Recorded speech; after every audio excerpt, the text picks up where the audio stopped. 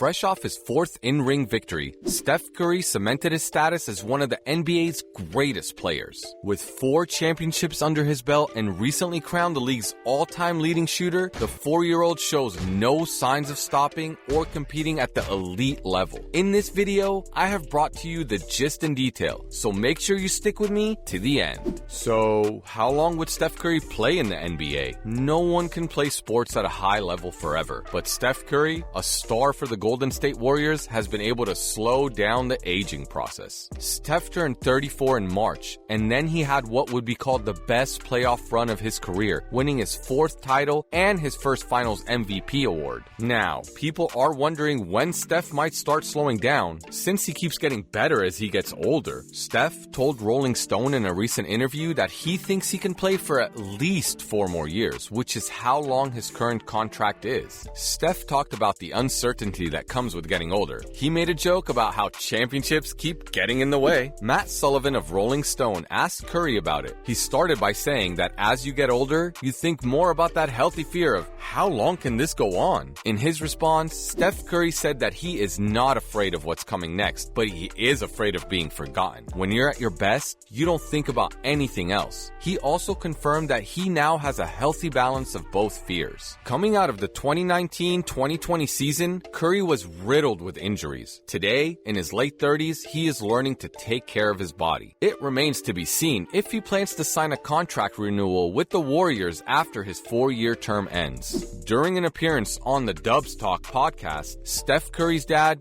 Del Curry, said that his son would continue to be the best for at least 4 more years. Del Curry said that seeing his son, Steph Curry, play at age 34 shows that he can keep up this level. If he can be useful on the court, he might not score 30 points a game, but you're going to have to watch out for him. Someone you have to watch is important to have on your team. He still wants to win and has the drive to do so. He really wants to win more. He is about to sign a 4-year deal and he can easily play at this level for the whole time. He added, Steph's shooting skills will help him keep his game in good shape as he gets older, but the fact that he is in great shape could slow down the aging process even more. He and his dad think that 4 more years might be just right. In other news, let's talk about how the Kings can no longer miss the playoffs. Absent from the playoffs since 2006, the Kings want to end this gloomy and historic series in 2023. To achieve this, the club is counting on a new coach, Mike Brown. While it is media day for the franchises, as the opening day of training camp approaches, Basket USA continues its traditional presentation, franchise by franchise, of the upcoming NBA season. Like every year, this one takes the form of a countdown from the worst record in the league to our favorite for the title of champion. Today, for the first time, we are heading to California, and more specifically to its capital, since it is about the case of Sacramento. Last season, the Kings missed the playoffs for the 16th straight season, the longest streak in league history. The club started the fiscal year with a different roster to the one it ended with in April, as the Pacers trade,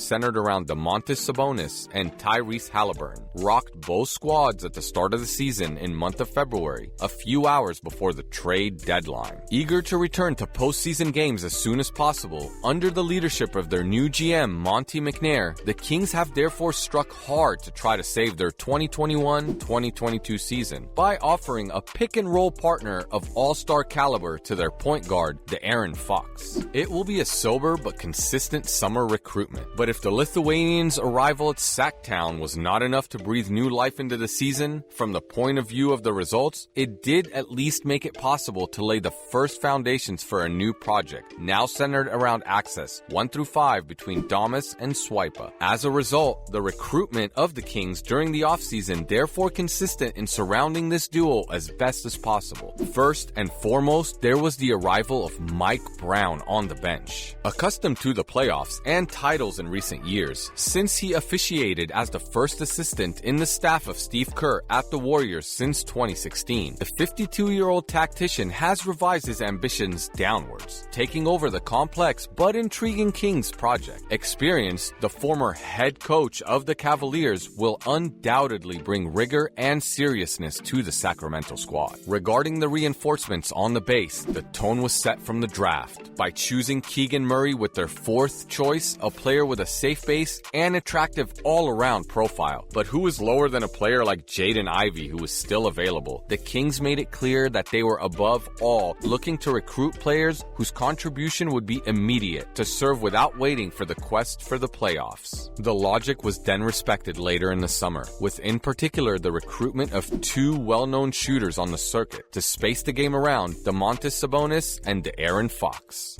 First, Malik Monk, author of his best career season last year with the Lakers, signed at the opening of the free agency and who thus finds his former friend from Kentucky, then Kevin Huerter, obtained via a transfer with the Hawks. Other, more discreet recruitments should also be highlighted, such as those of veterans Matthew Dellavedova, Quinn Cook, and Kent Bazemore, who, if they pass the cut of training camp, will bring their experience to the relatively young locker room of these Kings. Next up, De'Aaron Fox is a player to watch. After signing the best season of his career in 2020-2021 financial year, De'Aaron Fox regressed last year, not in dramatic proportions, but sufficient for a fall in its production to be observed. He thus scored fewer points, 23.2 in 2022 against 25.2 in 2021, with lower efficiency of 47.3% against 47.7%, despite a slightly reduced total number of shots, 18.5 against 19.1, and distributed fewer passes of 5.6 against 7.2. Moreover, his defensive involvement also left much to be desired. In the radius of satisfactions, because everything was obviously not to be thrown out, we still note a greater activity on the rebound, 3.9 against 3.5, and above all, a slight decrease in his average loss of ball of 2.8 against 3. But overall, the Kings point guard last season failed to capitalize individually on his very good 2020-2021 season, even if this 2021-2022 exercise remained consistent by 1 point of statistical view. Now, at the dawn of his sixth season in Sacramento, and while he has still not had a season concluded with a positive balance sheet, Swipa is expected to return. Within this 2022-2023 version of the Kings team, which is probably the best collective in which he will evolve since his arrival in California Capital in 2017, or at least the best built and the most likely to aim for a qualification for the playoffs, everything will obviously not depend on him, but he will be the spearhead of the squad now trained by Mike Brown. If the 24-year-old guard manages to regain the level of play he displayed in the 2020-2021 season, or even to do better, then the Kings will be in a good position to approach at least the play-in, provided, of course, that the collective around him keeps up the pace. Wrapping it up, under the impetus of the De'Aaron Fox, Domantas Sabonis duo, which continues to develop its agreement on the pick and roll and evolves at a level close to all-star caliber, the Kings hold their ground all year in the ruthless Western Conference. The first named, expected at the turn after a 2021-2022 season without much relief, regains bite and becomes an absolute essential and untransferable player at the club. The rookie, Keegan Murray, in the oven and the mill as a relay for the two players of the team, imposes himself without too much possible challenge as one of the big favorites for Rookie of the Year trophy, while the shooters Malik Monk and Kevin Huerter effectively space the game, and that sophomore, Davion Mitchell, breaks out in a role of sixth man. So that concludes today's video. If you found the video helpful, give us a thumbs up,